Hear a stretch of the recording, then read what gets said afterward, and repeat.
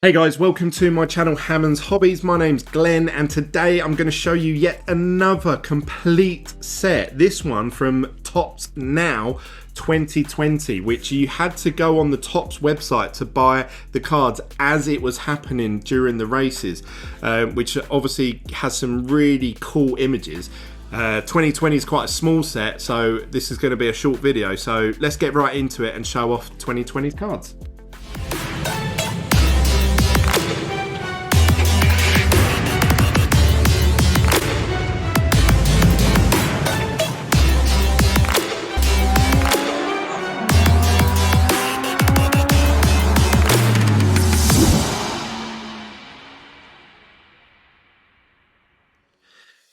So before I get into this binder, I just want to say a massive thank you, like I always do, to everyone that's been smashing up the like button. Please continue to do so. It helps the channel grow. I want to help educate and show off the cards that are available for F1 to anyone around the world, so that obviously we can get more people into the hobby. Today we're going to be having a look at the Topps Now 2020 set. I've also got 2021 in this binder, but I'm not going to do that just yet. I'm just going to show off the 2020 set because it's a bit of a unique position, the 2020 set, and that's because at the beginning no one knew it existed. So the actual print runs of the first few cards are actually very low, therefore demand a premium when trying to buy them online. So let's have a little look at this set. So there's only actually about 25 cards in this whole set, if I remember correctly. And what happened was Topps signed a contract with F1 licensing agreement and started to print the Turbo Attacks. That was the very first set that ever came out, the Turbo Attacks. A lot of people don't mention that. They always talk about Chrome, but Turbo Attacks, and I know they're the cheaper end cards and they're for kids and stuff like that, but that was the first set that came out. But alongside that, you also had, just randomly, Topps Now just started selling, as the Formula 1 season was happening, they started to release cards. Now, by the time people clocked on to what was going on, which was around about this mark here, the 5th or 6th card in, people had realised, oh, we've missed the first 4 cards. So people started going online, but then realising that the print runs were very low because hardly anyone knew about it.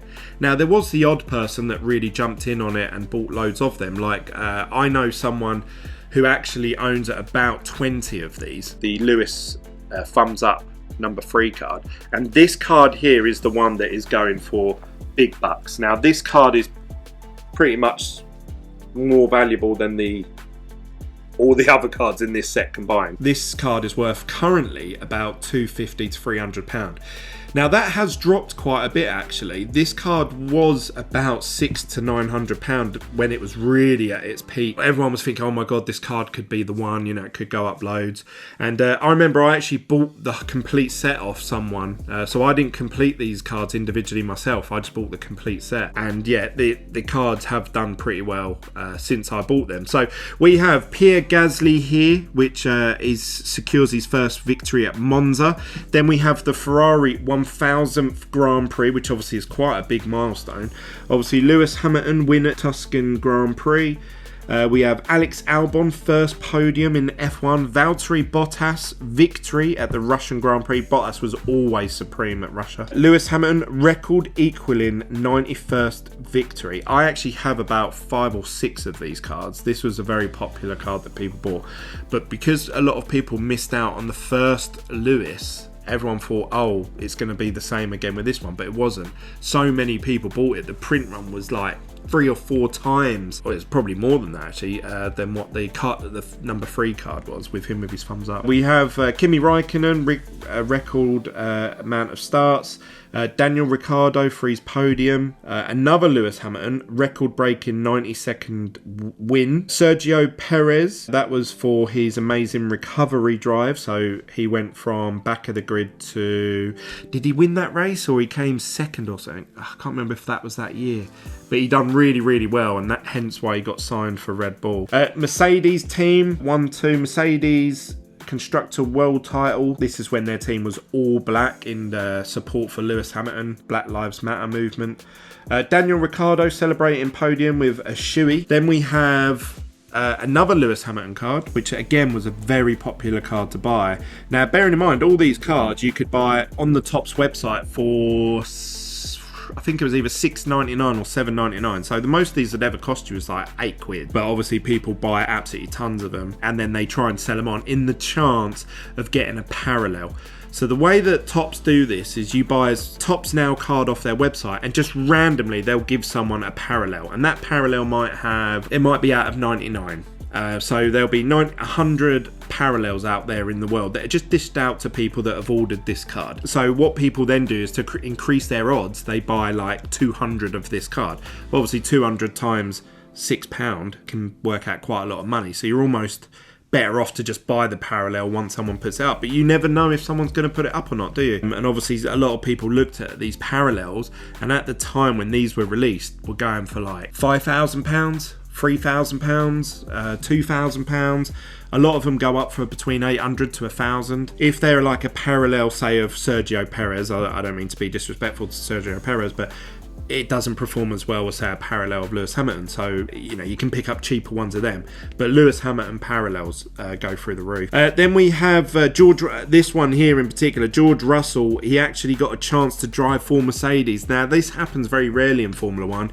He got taken from the team that he was currently in, which was Williams, and he got given a chance to drive the car whilst I think Lewis Hamilton was ill or something like that. So he almost won that race as well, but he didn't, unfortunately. So, yeah, that was a really good moment in F1, especially for George Russell, solidifying his position in F1 and making all his cards for all the other sets go up in price. We have Jack Atkin, F1 race debut for Williams. Pietro Fittipaldi, his race F1 debut for Haas.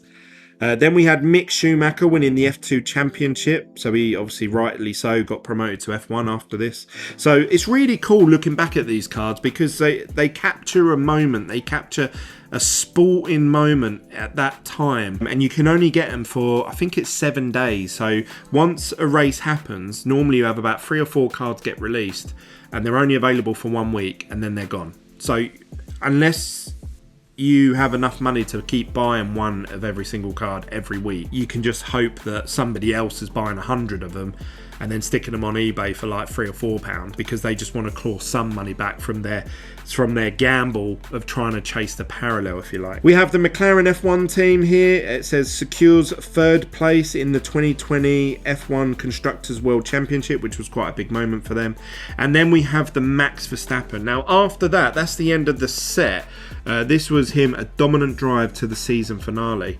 And then you can see here I've just got some duplicates of the same cards.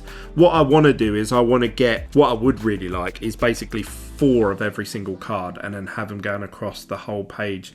So then it will take up quite a few pages, like I did with the F1 Lights Out, if you saw my set of that. So yeah, I would like, so I'm just picking them up as I go along. When people do trades with me and stuff like that, whenever I see a Topps Now from 2020, I just put it aside. So a lot of these I haven't even bought, I've just gained through other people's collections.